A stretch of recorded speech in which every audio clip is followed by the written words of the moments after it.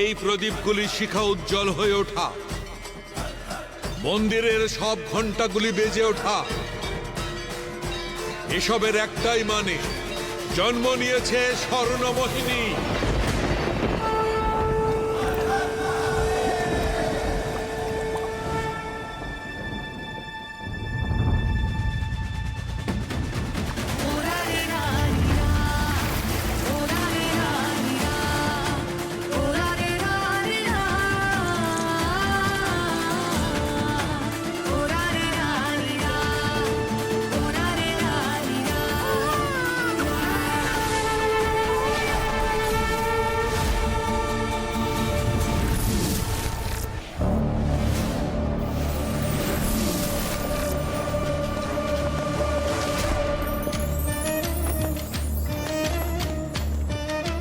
প্রকৃতির কোল থেকেই আমরা মোহিনীরা জন্ম নিয়েছি, আর এখন এই প্রকৃতি তোর আর তোর মেয়ের মৃত্যুর কারণ হবে নেত্রা।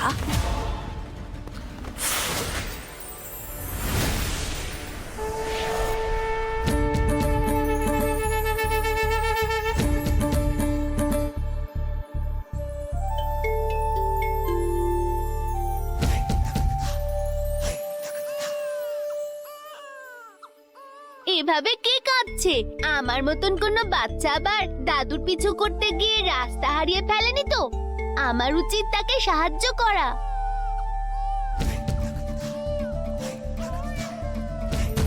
কিন্তু এখানে তো খুব অন্ধকার, আমি বাচ্চাটাকে সাহায্য করব কি করে?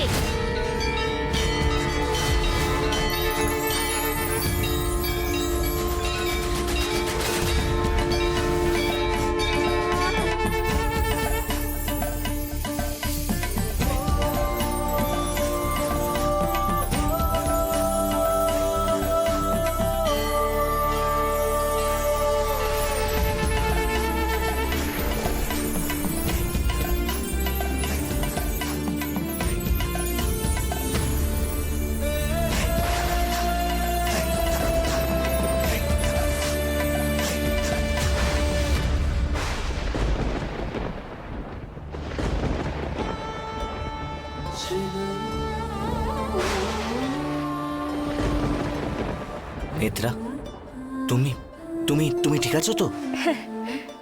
রঘু, রঘু আমাদের সন্তান, আমাদের ভালোবাসার অংশ।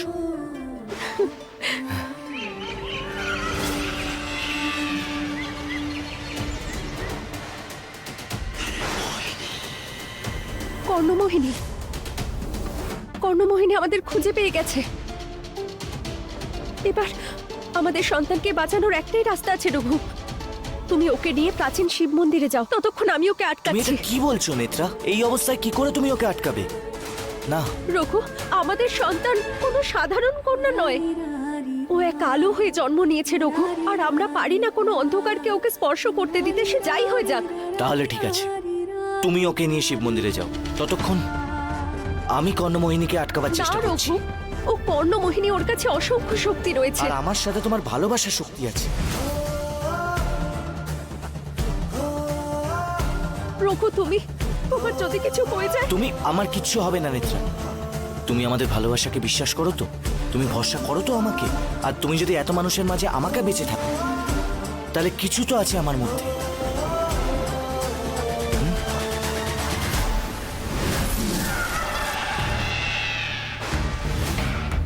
যাও নেত্রা, যাও, তোমাকে আমাদের ভালোবাসার দিব্যি।